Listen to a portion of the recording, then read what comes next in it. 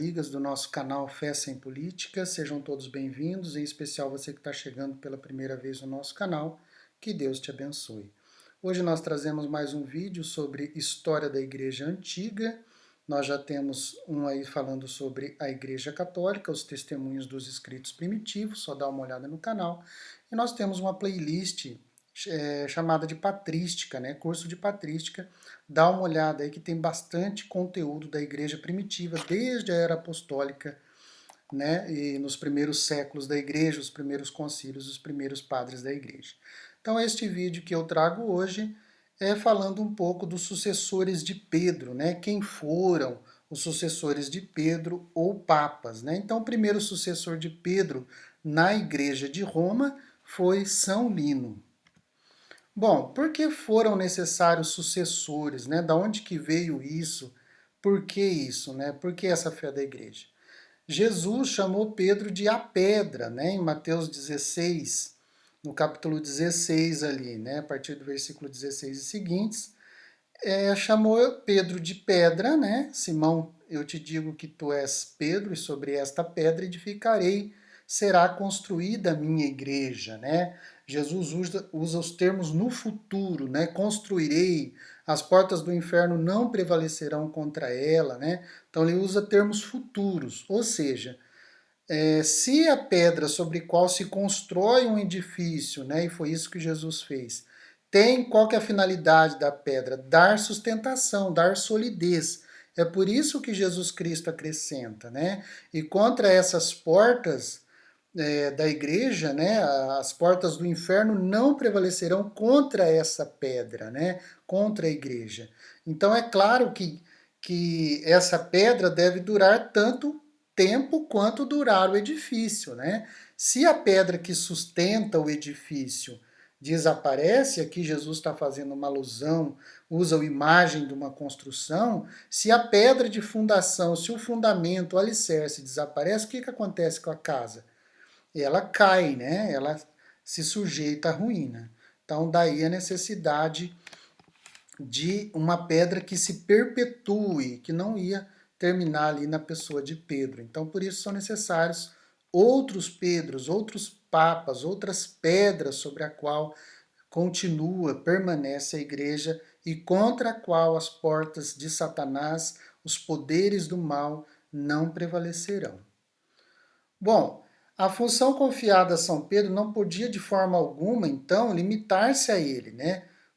Como poderia ele, por sua atuação passageira e transitória, como é a vida de qualquer pessoa, né, sustentar uma igreja de tal modo que ela permanecesse firme e estável durante milhares de anos, né, até o final dos tempos? E se todos os apóstolos haviam de ter sucessores, por que a igreja havia de prolongar-se até o fim do mundo, né? Jesus mesmo prometeu isso aos apóstolos em Mateus 28, 20, que ele fala lá: eis que eu estarei convosco todos os dias até a consumação do século. Ele estava falando isso aos apóstolos. É lógico, então, que também São Pedro, chefe da igreja, e não somente os outros 11 apóstolos, né?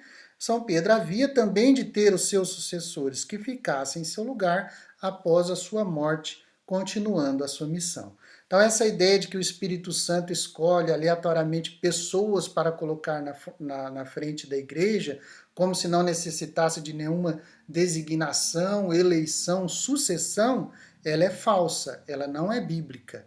Porque a Bíblia fala desde o começo que o próprio Pedro, né, e João tiveram os primeiros diáconos lá. Se a gente pegar os Atos dos Apóstolos e as cartas de Paulo, a gente vai ver que os apóstolos instituíam os seus sucessores. Então não é essa bagunça, né, que o Espírito Santo vai pegando qualquer um aí na rua e vai falando que é um pastor, que é um ministro, que é um bispo. Isso não existe, tá, gente? A verdadeira igreja de Jesus Cristo, ela procede de Jesus Cristo, ela vem dos apóstolos, e os apóstolos estabeleceram sucessores, e é isso que a gente vai ver. Já vimos no outro vídeo que eu falei sobre a igreja, né? Católica, é a igreja de Jesus Cristo, e agora nós vamos ver nesse vídeo também, mais afunilando aqui na pessoa de Pedro, os sucessores de Pedro, os papas, né? Bom, São Lino, na Bíblia e em Eusébio de Cesareia. O primeiro sucessor, então, de Pedro foi Lino, que Paulo menciona em 2 Timóteo 4:21. Então está na Bíblia, eu peguei essa passagem como exemplo, né? Diz lá 2 Timóteo 4:21, saúdam-te Eúbulo e Pudente, e Lino, e Cláudia, e todos os irmãos. Então a gente vê a confirmação disso no bispo e historiador Eusébio de Cesareia, que nascido ali no ano 265, né? Ele é chamado também, o Eusébio, o pai da história eclesiástica.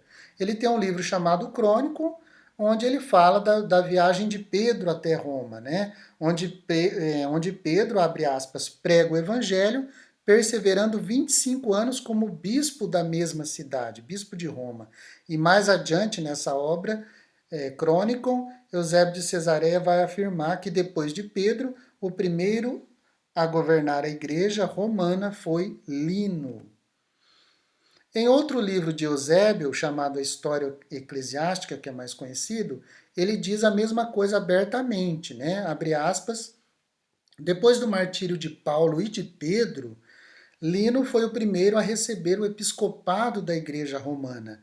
Então está lá no capítulo 3º da História Eclesiástica, né? No parágrafo 2º. Ele afirma também lá no capítulo 3º, no parágrafo 15, que Lino, depois de 12 anos de administração, morreu no 2º ano do Império de Tito, do imperador romano Tito.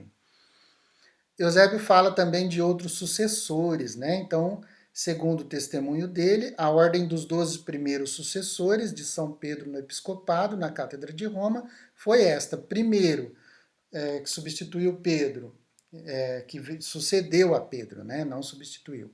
Que veio depois de Pedro foi primeiro Lino, segundo Anacleto, depois Clemente, o quarto Evaristo, o quinto Alexandre, o sexto Sisto, o sétimo Papa Telésforo, o oitavo Papa Egina, o nono Pio, o 10º Aniceto, o 11º Sotero, né? E o 12º Eleutério. Foram os 12, né, primeiros papas, os 12 primeiros sucessores de Pedro.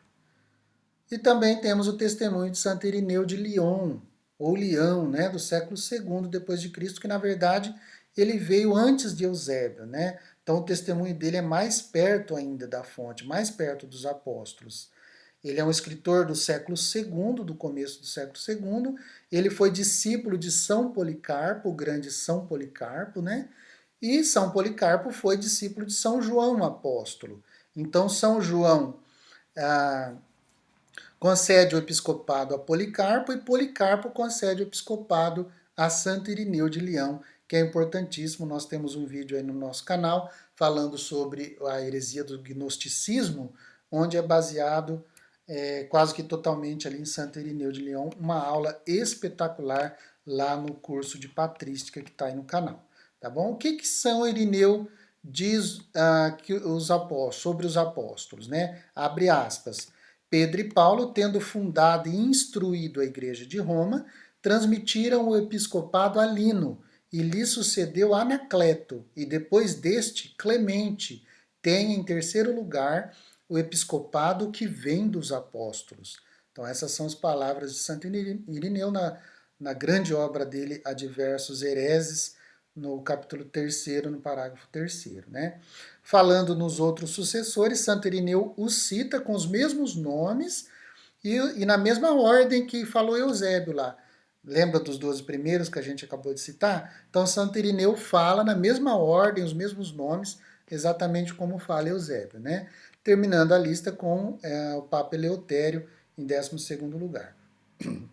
Depois de Santo Irineu e Eusébio, vem um monte aí de testemunhos sobre os sucessores, não só de Pedro, mas de todos os apóstolos, tá? Nós temos uma lista aqui na paróquia do qual faço parte, nós temos um quadro imenso com a lista de todos os sucessores de Pedro em Roma, de todos os papas até o atual. Quais são os objetivos, né? Ou qual é o objetivo desses testemunhos? Eles servem para mostrar que se a existência na igreja de um chefe com plenos poderes, a quem todos devem acatar, seguir e obedecer, é uma consequência lógica das palavras de Cristo, né? A Pedro, desde os inícios da igreja.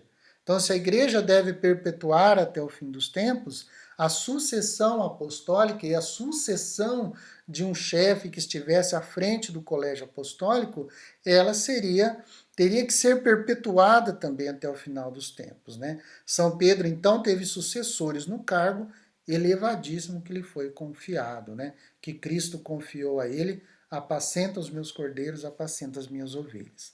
Aqui, gente, eu estou dando só um apanhado histórico, não vou falar aqui de toda a exegese católica sobre essa passagem, pode ser objeto de um outro momento, tá? Aqui eu só estou dando testemunhos históricos, né, documentos históricos que comprovam essa sucessão de Pedro. E aqui nós estamos falando somente de São Lino, o primeiro sucessor dele. Bom, quem foi São Lino, então? De onde veio? Como foi a sua conversão e seu sacerdócio? Ele era italiano, de Volterra, cidade da Toscana. Enviado à capital Roma por seus pais para cultivar os estudos, ele teve a felicidade, né, de ouvir São Pedro, que nesse tempo tinha começado a pregar o evangelho em Roma. Instruído então por mestre tão distinto, né, pelo próprio São Pedro, ele tornou-se muito depressa um grande cristão, né, um fervoroso cristão. A virtude, a ciência e o zelo do discípulo influíram para que São Pedro consagrasse sacerdote. Então Pedro designou seu colaborador, seu assistente, seu sacerdote ali, né, e o escolheu para companheiro nas suas viagens apostólicas. Então a gente vê isso acompanhando Pedro, e depois, na própria citação que a gente fez da carta pastoral de 2 Timóteo, ele está ali ao lado de Paulo, né? Olha que interessante. O episcopado é a missão, né? Quando Pedro foi ao concílio de Jerusalém, que está lá em Atos 15, ele sagrou o bispo São Lino, né? E o nomeou seu representante, seu vigário. Então Pedro foi ao concílio de Jerusalém e deixou São Lino como bispo já ali, como seu vigário, seria um bispo auxiliar, vamos dizer assim, né? Na cátedra de Roma. Enquanto ele ficava lá em Jerusalém tratando dos assuntos da Igreja Universal, da Igreja Católica, né? À sua volta, confiou-lhe uma importante missão na Gália, né, a atual França, que ainda se achava mergulhada na idolatria.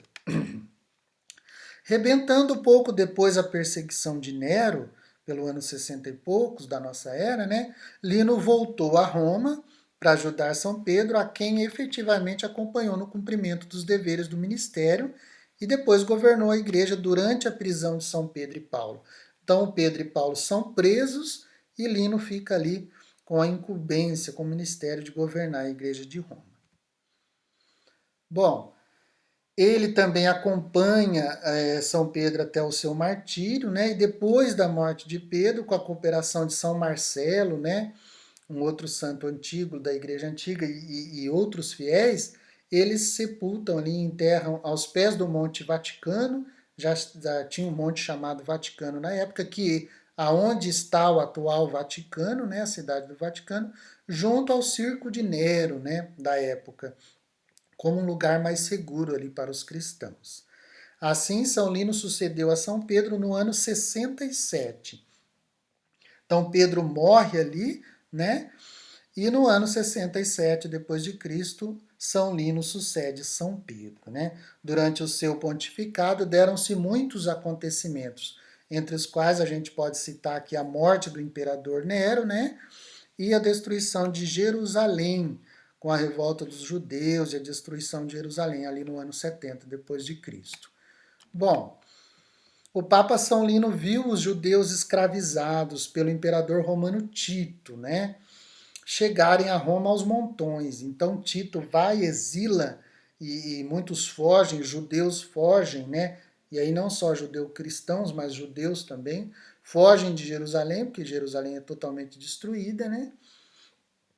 E para serem condenados a trabalhos forçados, né? O imperador Tito força, escraviza ali os judeus, em especial para construir um anfiteatro chamado de Flávio Tito, cujas ruínas ainda existem em Roma e a gente conhece com o nome de Coliseu, né? Então aquele Coliseu que a gente vê até hoje foi construído pelos judeus, né? Outros escravos também, mas muitos judeus escravizados pelo imperador Tito. Então, Lino valeu-se desse terrível acontecimento, né, para confirmar em Cristo muitos judeus que se voltaram, né, a Cristo, que acreditaram em Cristo como Messias esperado e se tinham convertido à fé cristã.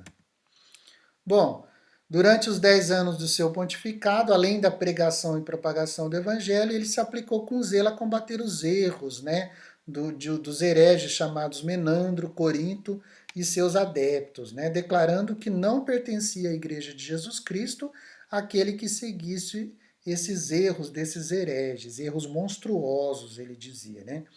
Ainda que tenham sido aqueles tempos de muito fervor também, havia alguns que iam à igreja, né, que frequentavam a, a fração do pão, a Eucaristia, vestidos como se estivessem indo para o teatro, né? Então São Lino, se inspirado ali em Paulo, né, no preceito paulino, né, ali da carta aos Coríntios que a gente conhece, ele estabelece que todos deviam ir à igreja com modéstia, se vestir bem, né, se comportar de maneira digna do cristão. E as mulheres deviam frequentar a comunidade, as orações, né, seja nas casas, seja nas igrejas, nos lugares de culto, né, de reunião para a fração do pão, para a Eucaristia, com a cabeça coberta.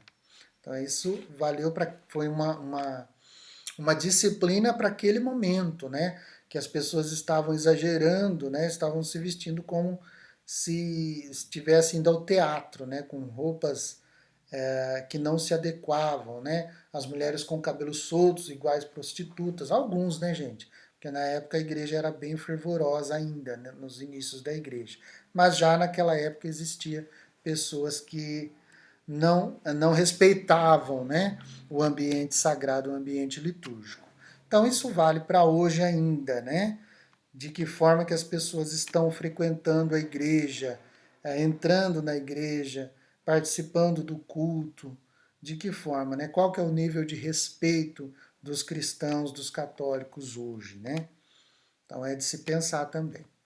Bom, e para encerrar, os dons de São Lino e seu martírio. Né? Então, esse zelo, essa doutrina desse primeiro sucessor de Pedro, né, segundo o Papa, enchiam todos de admiração. Só o nome dele fazia emudecer os demônios. Né? E com o sinal da cruz, que já naquela época já era usado o sinal da cruz na testa, principalmente, ele curava. Né? Jesus Cristo curava várias pessoas através das mãos de São Lino, somente com o sinal da cruz. E aqui nós temos um exemplo famoso, né, na história dele, um homem que havia ocupado consulado, então era cônsul romano, lá da cidade de Roma, do alto escalão romano, perto do imperador. Ele tinha uma filha com espírito maligno e outros problemas, né, psicológicos, problemas físicos, né, e até que ele teve que recorrer ao Papa Lino, ficou sabendo da fama dele e recorreu.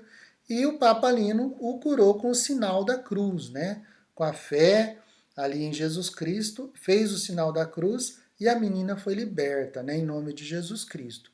Porém, os sacerdotes dos ídolos diziam, né, que esse milagre que ele tinha feito injuriava aos deuses e obrigaram a Saturnino, que era o nome do pai da menina, né, obrigaram Saturnino a condenar à morte o santo pontífice.